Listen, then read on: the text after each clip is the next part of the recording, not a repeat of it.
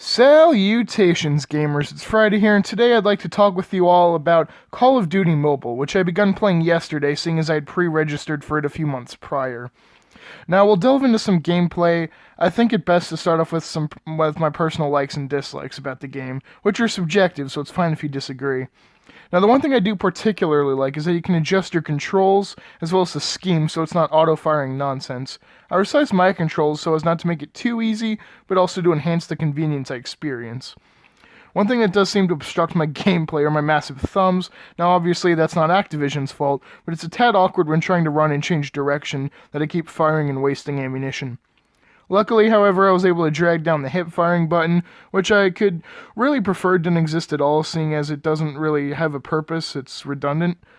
Additionally, I also admire the visual quality of the game, despite it being a battery killer.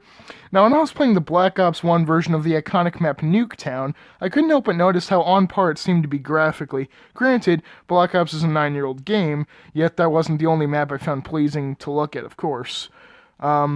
I must admit that it's a strange feeling knowing my way around these maps and being able to navigate efficiently, because I had memorized them through repetition ages ago.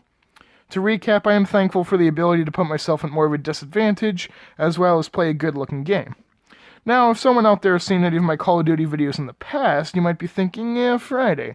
I think the last thing you need is any further disadvantage. And with that, I may implore you to promptly schluck my Glock.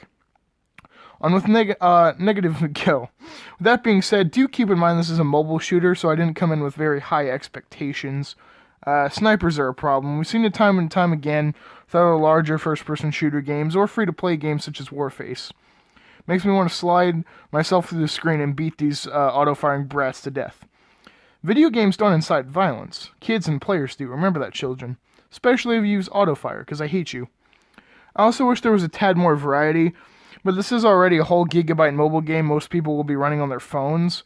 There doesn't seem to be that much of a difference between Team Deathmatch and the mode sitting on the left of it, besides Spawn. Now, speaking of Spawn, this is where I get off here.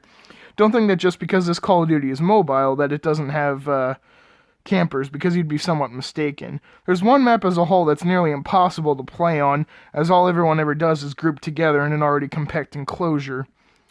Also, it's way too easy to find yourself wandering into the opposing team's spawn, so that's just great. I also kind of feel like with this being more of a mobile game, well, I mean, it is a mobile game, it's in the title, and the way it's set up, weapon variety just won't matter too much, which defeats the purpose of Call of Duty.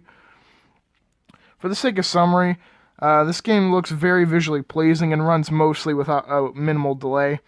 Matchmaking is fairly quick at the moment, with the longest I've ever waited being barely 30 seconds. At that point, I was weighing my options anyway. It also seems to me... Oh, also, I'm kind of sick. I feel like I should clarify that. It also seems to me like the game gives you some things such as grenades a little bit late, since the tutorial emphasizes on jumping straight into online. The game is a little easy, but I'd like to think it's a little bit less for me than others. The control layout is completely up to the user, which can present a quality issue, but at least theoretically everyone has the equal opportunity to win if they made it so. I'm stumbling all over the place, my god. But that at least seems better than it being way too easy for everyone. However, that would give everyone theoretically equal opportunity to win, making it more of a fair competition if everybody's controls were set to default and non-changeable. Because what I did is I shrank down like the firing button and stuff like that, and you'll be able to see when I put the gameplay in. They try and make this as close to the real thing as possible without it seeming like they're, attempting too hard. One thing that I will say, that it does seem like it wants to be a slower, portable Black Ops 4, as it already shoves those tantalizing microtransactions down my throat every couple of seconds, as well as clone the Battle Royale feature with the same map, mind you, which you have to unlock. Stuff gets really real after 6, let me tell you guys. You have to be a minimum of level 5 to unlock clans, and I set mine up to level 6, because once you get to level 7, oh boy.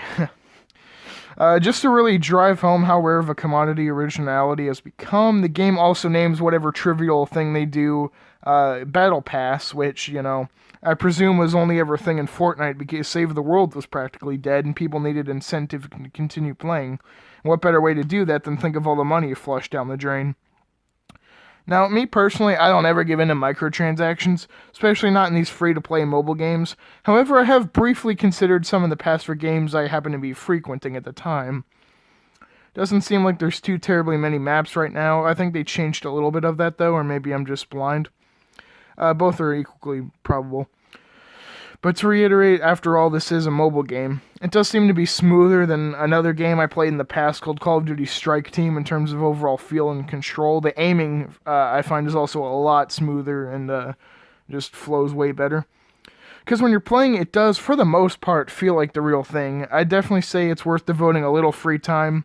It's not something I'd sink a significant amount of time into, but it's definitely better than expected when I initially saw the first wave of gameplay videos. Anyway, that's about it. Yeah, thanks for watching, commenting, liking, subscribing. I hope you don't dramatically catalyze a series of events that ultimately result in your untimely death.